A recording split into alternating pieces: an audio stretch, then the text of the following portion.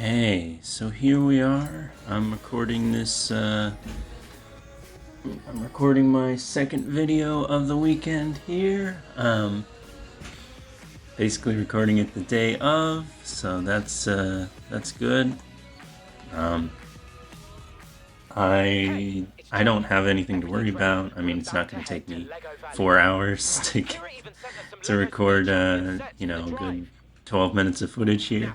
I was gonna just make it like a 10-minute video because that's, the optimal length for a YouTube video, but I thought I'd throw in one extra clip. Also, the video's gonna kind of jump a little bit because the Xbox only records in 2-minute sections. And yes, it is gonna lag a little bit here because the poor thing is very old and it really can't handle the stuff that they're putting out these days. Thing about Xbox is that they've got like three versions of the console that are out right now. There's the original one from like the very launch of the system, something like 6 or 7 years ago at this point. There's the Xbox One S, which is kind of like the mid-cycle refresh, so it's a little bit more powerful. Then the Xbox One X was even more powerful than that.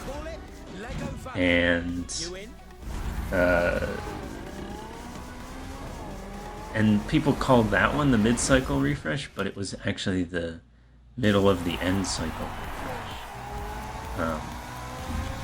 So, that's so I have like the oldest console that supports this game, and I'm trying to record footage while I'm playing like a game that's pretty graphically intensive. And you may also notice this is the Lego Horizon thing. I recently just got this, so I'm playing like the intro section here. And you would think actually that because it's rendering like plastic bricks instead of hyper realistic textures, that it would be a little more a little smoother, or a little less laggy. And it largely is. I mean, looking at this, it doesn't look like it's dropping too many frames. But, still, it's a lot for the poor thing to handle. It's just an awful lot. And all the Horizon games have one of these kind of intro segments, and I guess it's the same for the DLC, which is what this is. Where you basically kind of drive through the map and you see the sights, and there's like pre-scripted events. The plane flying overhead, that's clearly a scripted event, that they built into the game. And it's just a fun time. There's lots of epic shots, and there's little cutscenes like this one. Not so many anymore.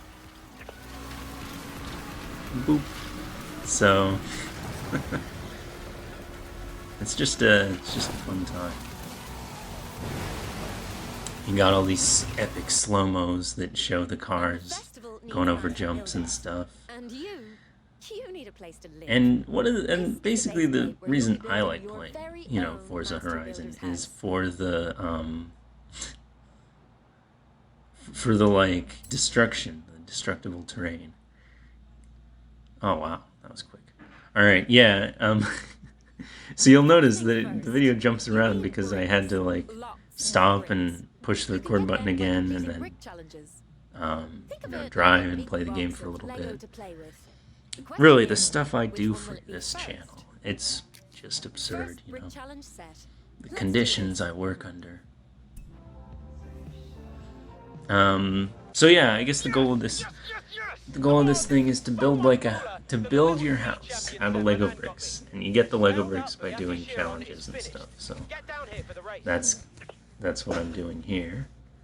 I'm kind of selecting what challenges I want to do. Um, look, it's got a fun name. It's called Brickchester. So really, this is kind of interesting. I've never played one of these Forza Horizon DLCs before, but the basic idea is pretty cool. There's like a whole separate map.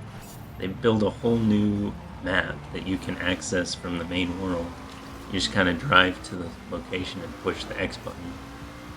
And yeah, you have like all new objectives and all new cars, and it's just really kind of neat.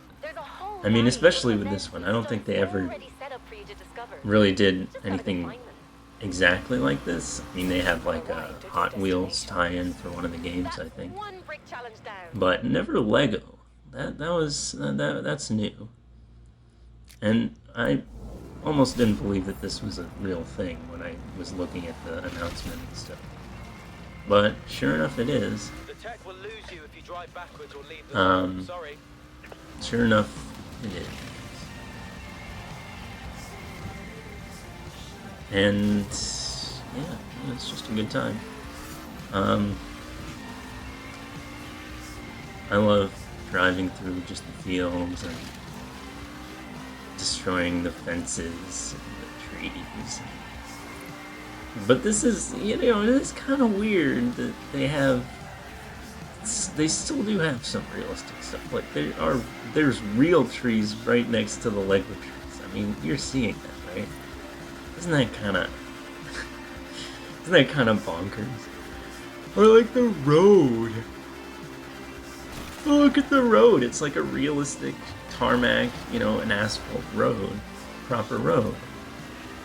Or the grass or the flowers, there's Lego flowers and Lego grass next to regular, hyper-realistic grass and flowers. Like, what is the aesthetic of this game, What are they doing? It's kind of wild. Also, I love the boost jump pads. That's just really... those are really fun. And really experience.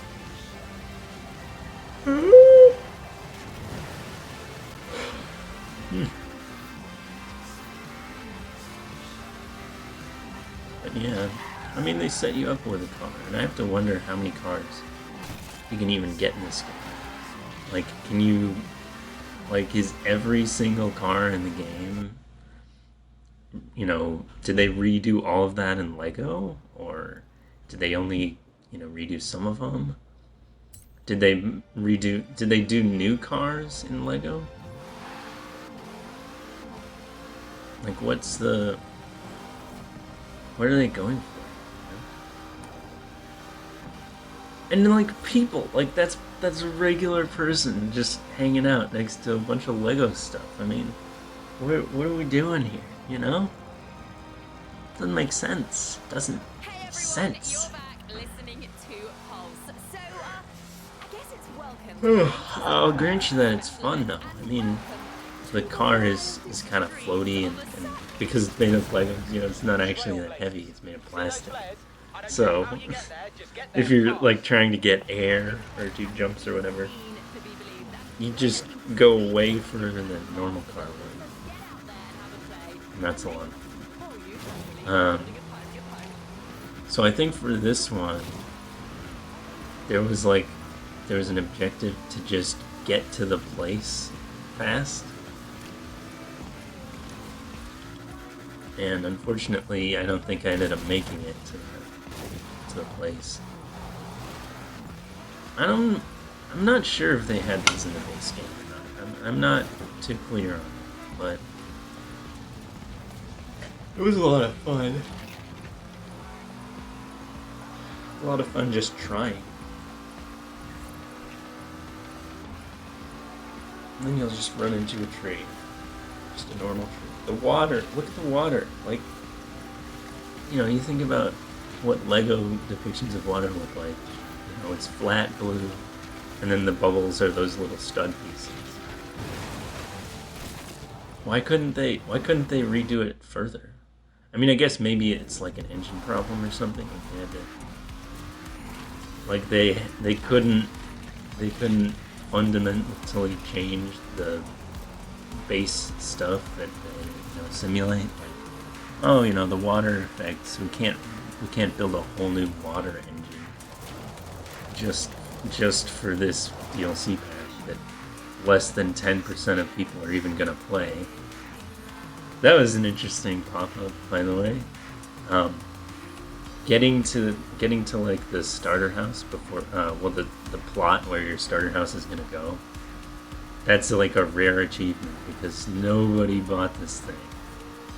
Out of however many tons and tons of people had Forza Horizon 4, it was something like 9.89% of people had played this Lego section. And it's not it is pretty cheap. Like, I have Game Pass, so I don't even actually own this game, but I own the DLC. um, and I think I might have been a little more leery of getting the DLC if I'd paid a full $60 for this game instead of it just being included in the membership. For that amount, it kind of makes sense.